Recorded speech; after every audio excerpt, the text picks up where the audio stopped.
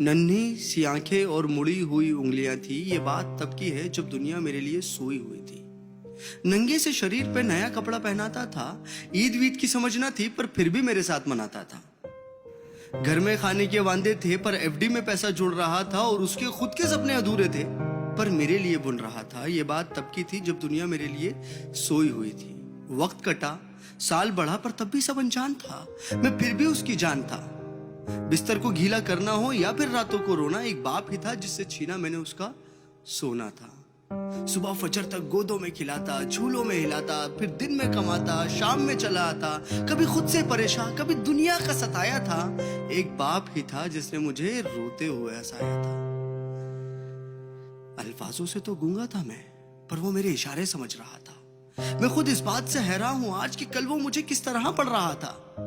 अब्बा तो छोड़ो यार, अभी आ भी निकला ना था पर वो मेरी हर फरमाइशों को पूरा कर रहा था और मैं भी उसके लाड प्यार में अब ढलने लगा था। घर से वो निकल ना जाए अब उसके कदमों पे नजरें रखने लगा था। और मुद्दे तो हजार थे बाजार में उसके पास, पर कब ढल जाएगा सूरज उसको इसका इंतजार था। और मैं भी दरवाजे की चौखट को ताकता रहता था।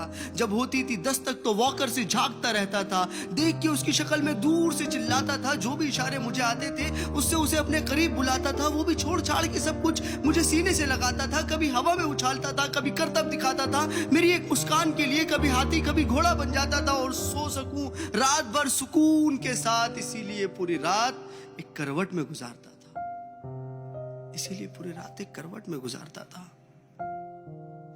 पर वो बचपन शायद अब सो चुका था और मैं जवानी की दहलीज में कदम रखने लगा था।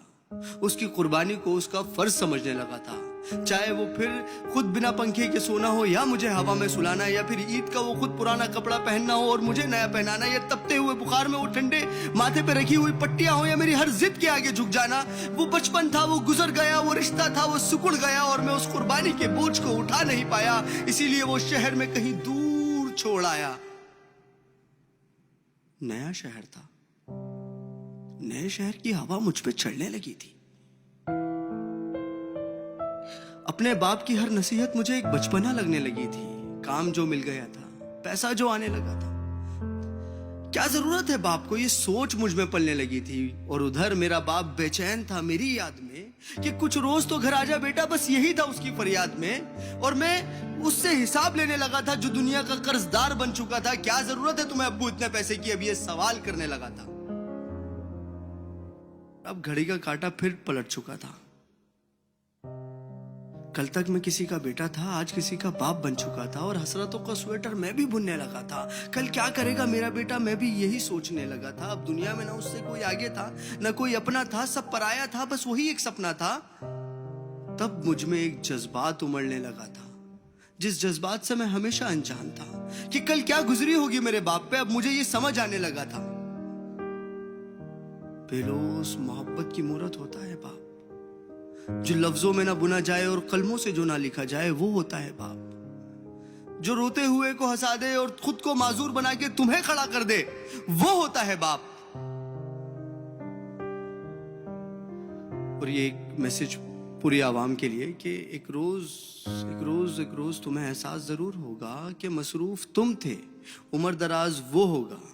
एक रोज तुम्हें एहसास जरूर होगा कि मसरूफ तुम थे, उम्र दराज वो होगा। जिसकी उंगली का सहारा पकड़ के चला करते थे आज वही छड़ी का तलबगार होगा। और जिसके सदके में जी रहे हो आज, कल वो ना रहे तो क्या होगा। पर अभी वक्त बचा है कुछ खास तुम्हारे पास, तब तक जब तक बाप का साया तुम्हारे साथ होगा। और जन्नत के तलबगार हो तो सीने से लगा लेना, क्योंकि वही कल जन्नत का सरदार होगा। सब गिले शिकवे मिटा के चिपक जाना उसको, क्योंकि आज तो बाप है पर वो कल तुम्हारे साथ ना होगा, कल तुम्हारे साथ ना होगा। और मैं इस नज़म का कोई नाम रख नहीं पाया क्योंकि मैं बाप को एक लफ्ज में बता नहीं पाया। Thank you.